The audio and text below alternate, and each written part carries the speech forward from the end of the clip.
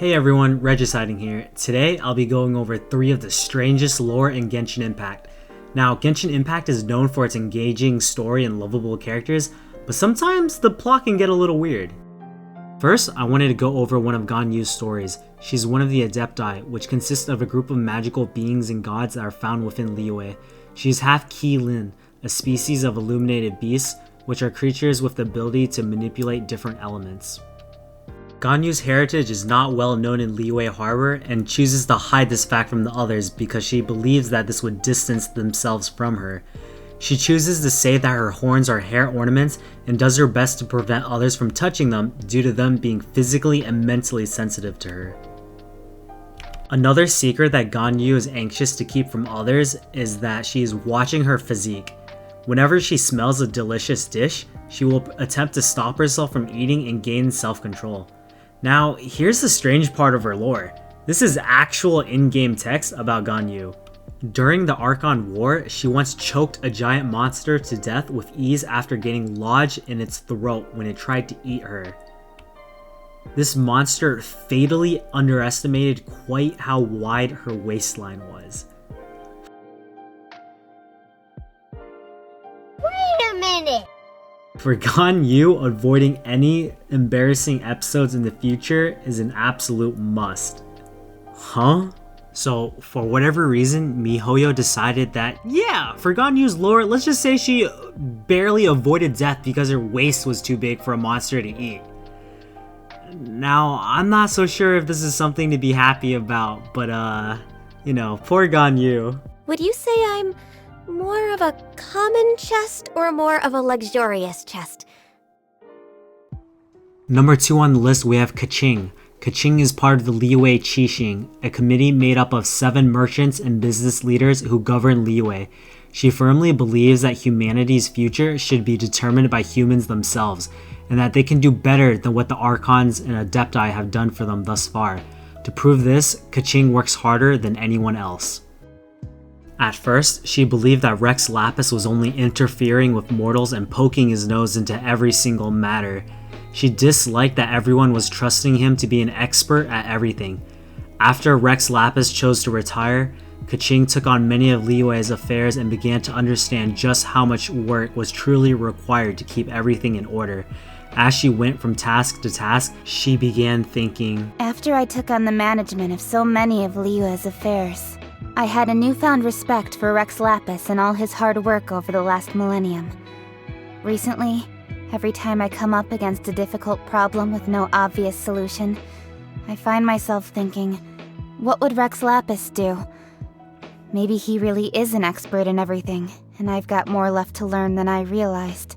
Now for the comical part of her lore. When Keqing had spare time, her favorite pastime was to go shopping. On her off days, she changes into ordinary clothes, contacts a few close friends, and enjoys a day of strolling around and buying things. On one of her shopping trips, she happened to find a small stand that sold cute Rex Lapis clay figures with tiny bodies and big heads. She quickly persuaded her friends to visit the silk store in the other direction and approached the stall to begin examining the Rex Lapis figurines. She knew she didn't have much time left, so after making sure no one was watching, she paid for the figurine and packed it away in one swift movement.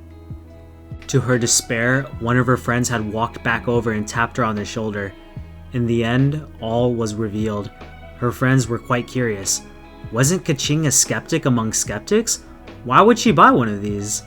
For introspection, of course. There's nothing wrong with self-reflection, is there? So she said. And it would be convincing too if Keqing didn't already have an entire shelf dedicated to Rex Lapis at home.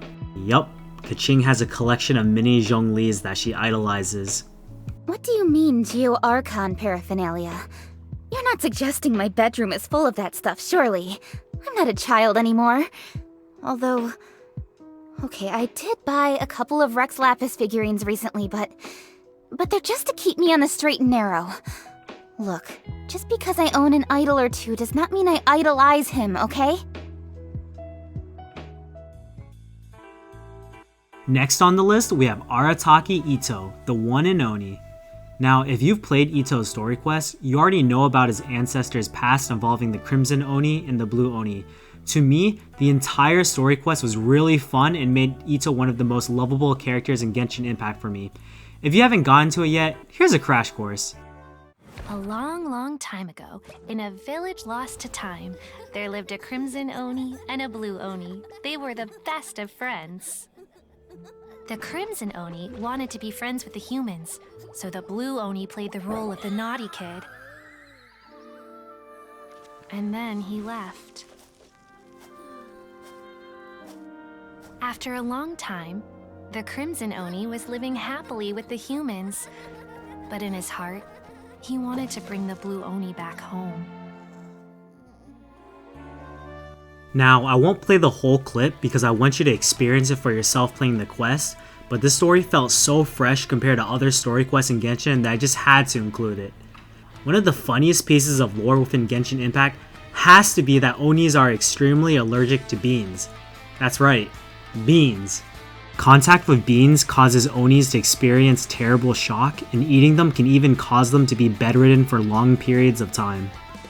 Because of the Oni bloodline being thinned out over time, most Onis display only minor allergic reactions. But unfortunately for Itto, his allergies are still severe. Forget eating beans, if he even makes skin contact with them, Itto will get itchy all over and find it extremely difficult to breathe. Of all foods that are made of beans, Itto actually fears fried tofu the most. Even the sight of it will leave him queasy for 3 days straight. When anyone mentions fried tofu, Itto actually recalls a proud victory that he had over a certain fox-eared lady. After a long day's work, Itto walked to his favorite ramen restaurant only to find Yae Miko sitting in his usual spot. The two began a contest of words over whom the chair belonged to, and the result was having an eating contest to see which earned the right to that seat. Yae Miko decided to choose Kitsune ramen as the theme of the duel, which caused Itto to panic as he realized that the ramen contained fried tofu.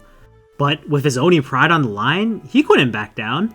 In the end, he defeated Yae Miko in the eating contest, and the mortified owner of the food stand gave him the chair as a trophy. It's probably safe to assume that Itto did not feel very good after that due to his bean allergy, but it's no surprise that Itto would never back down from a challenge. Well, I am an Oni, so there's nothing I hate more than beans. Soybeans, mung beans, whatever, I hate them all. Just touching one is enough to set off my allergies, let alone eating them. We have to get people to resist this constant urge to throw beans everywhere. Hey everyone, thanks for watching. Now, I know my voice isn't the best for commentary, but I love making these videos and I sure hope you enjoyed. Let me know down below in the comments what your favorite lore from this video was, or if you have any other Genshin lore that you think is really strange.